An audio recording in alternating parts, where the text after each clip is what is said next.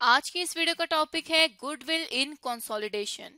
इस वीडियो में हम जानेंगे कि कंसोलिडेशन में गुडविल का क्या कंसेप्ट है, गुडविल को कंसोलिडेशन में क्यों कैलकुलेट किया जाता है और किस तरह से कैलकुलेट किया जाता है। तो बेसिकली अगर हम देखें तो आम जबान में गुडविल को कहते हैं गुड रेपुटेशन, मतलब एक कंपनी के अच्छे नाम को उसकी गुडविल कहा जाता है। अब अगर हम बात करें अकाउंटिंग में गुडविल किसे कहते हैं, तो गुडविल एक इनटेंजिबल एसेट होता है। इनटेंजिबल एसेट वो जिसको टच नहीं किया जा सकता, जो फिजिकली एग्जिस्ट नहीं करता। इनटेंजिबल एसेट जो कि अराइज होता है किसी एग्जिस्टिंग बिजनेस को एक्वायर करने की वजह से, उस इनटेंजिबल एसेट को हम गुडविल कहते हैं। अब अगर गुडविल की बात की जाए कि कंसोलिडेशन में गुडविल को क्यों कैलकुलेट किया जाता है, तो मर्जर या एक्विजिशन की वजह से गुडविल को कैलकुलेट किया जाता है। क्योंकि जब हम अपनी पिछली वीडियोस में जान चुके थे कि गुडविल को तब कैलकुलेट किया जाता है जब एक कंपनी दूसरी कंपनी को एक्वायर करती है। तो मर्जर या एक्विजिशन के वक्त कंसोलिडेशन परफॉर्म की जाती है और इसी वक्त गुडविल भी अराइज होती है। इसलिए कंसोलिडेशन में गुडविल को सेपरेटली कैलकुलेट किया जाता है ताकि गुडविल को कंसोलिडेटेड फाइनेंशियल स्टेटमेंट में रिकॉर्ड किया जा सके। अब कंसोलिडेशन में गुडविल का क्या पर्पस है और गुडविल को किस तरह से कैलकुलेट करते हैं, हम एक एग्जांपल के थ्रू समझते हैं। लेट्स सपोज एक कंपनी है सहर लिमिटेड और दूसरी कंपनी है अली लिमिटेड।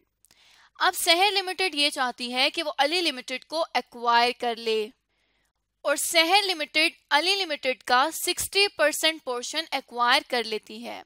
तो जैसे कि हम जान चुके हैं कि कंपनी जब 50% से ज्यादा पोर्शन किसी दूसरी कंपनी का एक्वायर कर लेती है, तो इसका मतलब है कि जो दूसरी कंपनी है वो कंपनी की सब्सिडरी है। तो जब भी सब्सिडरी को एक्वायर किया जाएगा उस टाइम पे ये देखा जाएगा कि उस सब्सिडरी के कितने एसेट्स हैं, उसकी कितनी लायबिलिटीज, क्या उसका कैपिटल है, और उसके बेसिस पर फिर जो है वो नेट एसेट्स को कैलकुलेट किया जाता है।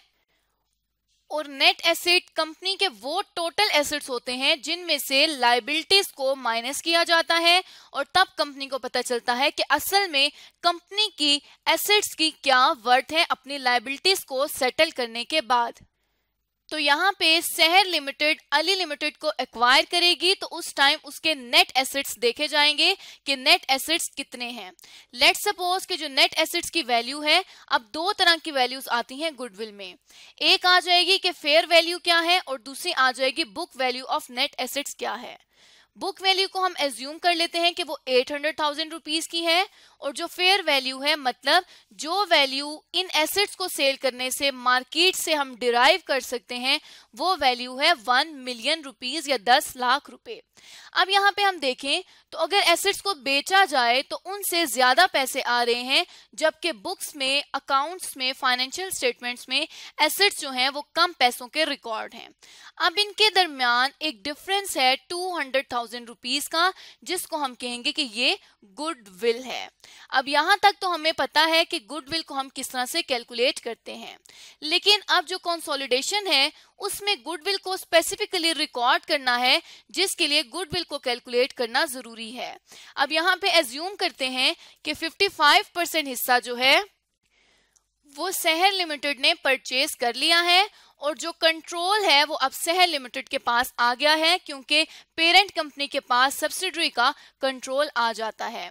तो अभी जो 45% हिस्सा बच गया है ये नॉन कंट्रोलिंग इंटरेस्ट का है। लेकिन गुडविल जब कैलकुलेट की जाती है तो वो टोटल कंपनी की जाती है। तो अब अगर देखें कि कंसोलिडेशन में गुडविल नॉन कंट्रोलिंग इंटरेस्ट का भी कैलकुलेट किया जाए कंसोलिडेशन में, क्योंकि अब कंपनी के दो हिस्से हो चुके हैं। एक वो जो कि सब्सिडरी बन चुकी है कंपनी 55% की एक्विजिशन से, तो इनका कंट्रोल है, इसलिए कहा जाएगा कि ये पेरेंट कंपनी का कंट्रोलिंग इंटरेस्ट है और दूसरा नॉन कंट्रोलिंग इंटरेस्ट है। अब इन दोनों हिस्सों की मौजूदगी में गुडविल को कैलकुलेट करना सीखते हैं। अगर गुडविल को कैलकुलेट करने पर आए कंसोलिडेशन में, तो सबसे पहले ये देखा जाएगा कि कंपनी को खरीदने की कॉस्ट ऑफ इन्वेस्टमेंट कितनी है, मतलब पेरेंट कंपनी ने कितनी इन्वेस्टमेंट की है। लेट्स सपोज कि पेरेंट कंपनी ने 500,000 रुपीस की इन्वेस्टमेंट कर दी है। अब इसमें से लेस करनी है कुछ चीजें, तब जाके पता चलेगा कि गुडविल अराइज हो रही है या नहीं हो रही। तो यहाँ पर ये चंद पॉइंट्स हैं, ये चंद एडजस्टमेंट्स हैं जो हमेशा गुडविल में एग्जिस्ट करेंगी, इसके अलावा कोई भी एडजस्टमेंट नहीं आएगी। सबसे पहली बात है कि fair value of net assets कितनी है, जिसे हमने यहाँ पर दो वैल्यू को देखा था, एक बुक वैल्यू और एक फेयर वैल्यू, तो सिंपल गुडविल हमने कैलकुलेट कर ली थी। अब यहाँ पर ये देखना है कि फेयर वैल्यू टोटल एसेट्स की फेयर वैल्यू कितनी है। लेट्स सपोज कि टोटल एसेट्स की फेयर वैल्यू है 200,000 रुपीज। शेयर कैपिटल कितना है, हम एज्यूम करते हैं कि 100,000 जो है वो शेयर कैपिटल है और साथ ही साथ 20,000 का शेयर प्रीमियम है, 10,000 रिटेन्ड अर्निंग्स में है, अदर रिजर्व्स कुछ भी नहीं है और फेयर वैल्यू के एडजस्टमेंट भी नहीं है। अब यहाँ तक कि हम तमाम जो एडजस्टमेंट हैं जिनको हमने लेस करना है वो देख चुके हैं और हम इसके अराउंड ब्रैकेट इसलिए लगा रहे हैं क्योंकि अकाउंटिंग में ब्रैकेट जो है वो नेगेटिव फिगर को शो करती है। अब यहाँ पे कुछ चीजें लेस होंगी तो कुछ चीजें ऐड भी होंगी, क्योंकि यहाँ अगर हम कॉस्ट ऑफ इन्वेस्टमेंट देख रहे हैं तो ये सिर्फ उस 55% हिस्से की है जो कि कंपनी ने खरीदा है। बाकी का जो 45% हिस्सा है उसके ऊपर भी गुडविल जो है वो कैलकुलेट की जाएगी और हम एज्यूम कर लेते हैं कि जो 45% हिस्सा जो कि पेरेंट कंपनी कंट्रोल नहीं कर रही, उसकी अगर हम वैल्यू की बात करें तो इसको अब हम या तो कॉस्ट पे लेंगे या हम इसको फेयर वैल्यू पर लेंगे। कंपनी अगर अपने तमाम एसेट्स को कॉस्ट पर रिकॉर्ड करती है तो नॉन कंट्रोलिंग इंटरेस्ट के लिए भी कॉस्ट ही लेगी, लेकिन अगर कंपनी अपने एसेट्स को फेयर वैल्यू पर रिकॉर्ड करती है तो नॉन कंट्रोलिंग इंटरेस्ट को भी फेयर वैल्यू पर चार्ज किया जाएगा। अब यहाँ हम एज्यूम कर लेते हैं कि 100,000 जो है वो नॉन कंट्रोलिंग इंटरेस्ट की फेयर वैल्यू है। अब यहाँ पर हमने कॉस्ट ऑफ इन्वेस्टमेंट भी देख ली और नॉन कंट्रोलिंग इंटरेस्ट को भी देख लिया। अब हम इस तमाम का टोटल करेंगे और देखेंगे कि कंसोलिडेशन में कंपनी की गुडविल कितनी है। अब यहाँ पे हम देख रहे हैं कि नॉर्मल गुडविल से कंसोलिडेशन गुडविल का प्रोसेस थोड़ा लेंथी है, लेकिन इसमें तमाम एडजस्टमेंट कवर हो रही हैं। तो अब अगर गुडविल को कैलकुलेट करें तो वो आ जाती है 2,70,000 रुपए की, लेकिन इस गुडविल के दो हिस्से होते हैं। एक हिस्सा जो है वो पेरेंट को जाता है और दूसरा हिस्सा नॉन कंट्रोलिंग इंटरेस्ट को जाता है। क्योंकि कंपनी को दो हिस्सों में डिवाइड किया है तो उसकी गुडविल भी जो है वो दोनों हिस्सों में डिवाइड होगी, लेकिन समटाइम्स इस तरह होता है कि नॉन कंट्रोलिंग इंटरेस्ट को गुडविल चार्ज नहीं की जाती क्योंकि ये इंटरनली जनरेटेड गुडविल है। तो सिर्फ और सिर्फ परचेज के टाइम पे हम गुडविल रिकॉर्ड करते हैं और परचेज गुडविल को ही रिकॉर्ड करते हैं, इसलिए सिर्फ और सिर्फ पेरेंट कंपनी गुडविल को रिकॉर्ड करेगी। इसी तरह से क्योंकि गुडविल की बेसिस पे एनसीआई की वैल्यू कैलकुलेट की जाती है तो उस टाइम दो गुडविल के मेथड इस्तेमाल होते हैं, एक फुल और एक पार्शियल गुडविल मेथड, जिसको हम नॉन कंट्रोलिंग इंटरेस्ट में समझेंगे कि किस तरह से इसको चार्ज करते हैं।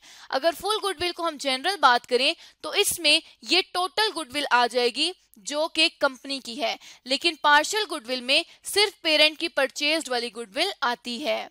इसके बाद कंसोलिडेशन में गुडविल की रिकॉर्डिंग की बात की जाए तो पेरेंट कंपनी इसको रिकॉर्ड करती है, सब्सिडरी इसको रिकॉर्ड नहीं करती, क्योंकि पेरेंट कंपनी जब दूसरी कंपनी को एक्वायर करेगी तो उसके हिस्से में परचेज गुडविल आएगी, क्योंकि वो उन एसेट्स के पैसे देगी जो कि उसने खरीदे हैं, लेकिन सब्सिडरी अपने पास गुडविल रिकॉर्ड नहीं कर सकती। इसी तरह जिस तरह गुडविल को कैलकुलेट किया जाता है, गुडविल की कुछ इम्पेयरमेंट भी हो सकती है, मतलब गुडविल जो है वो रिड्यूस भी हो सकती है। तो अगर गुडविल में कुछ कमी आएगी तो उसे कहा जाएगा गुडविल की इम्पेयरमेंट। अगर गुडविल की कोई इम्पेयरमेंट होती है तो वैसे तो नॉर्मली जो है वो गुडविल को हर साल टेस्ट किया जाता है एट द ईयर एंड कि क्या गुडविल एग्जिस्ट कर रही है या नहीं कर रही। जिस तरह अभी अगर हम देखें तो गुडविल हमारे पास आ रही थी 2,70,000 रुपए की। अगर 2,70,000 रुपए की गुडविल है और ईयर एंड पे टेस्टिंग की है और टेस्टिंग के बाद गुडविल की वैल्यू 2,50,000 रुपए की आ गई है, तो इस केस में क्या होगा कि जो गुडविल पेरेंट ने रिकॉर्ड की है अपने अपने पास, अगर सिर्फ पेरेंट ने रिकॉर्ड की है और फुल गुडविल रिकॉर्ड कर ली है, तो यहाँ पर गुडविल को 270 नहीं बल्कि अब 250,000 रुपीज में जो फाइनेंशियल स्टेटमेंट है, कंसोलिडेटेड फाइनेंशियल स्टेटमेंट जो है कंपनी की, उसमें 2,70,000 से नहीं बल्कि 2,50,000 रुपए से गुडविल को रिकॉर्ड किया जाएगा। अब अगर हम इसके दरमियान में देखें तो एक लॉस आ रहा है जिसे हम कहते हैं कि ये इम्पेयरमेंट लॉस है। अब ये जो इम्पेयरमेंट लॉस है वो कितने का है? वो है 20,000 रुपीज का। अब ये जो 20,000 रुपीज है इसको कहां पर एडजस्ट करना है, क्योंकि यहां से तो हम रिड्यूस कर चुके हैं। और इसका दूसरा इंपैक्ट कहां पर होगा?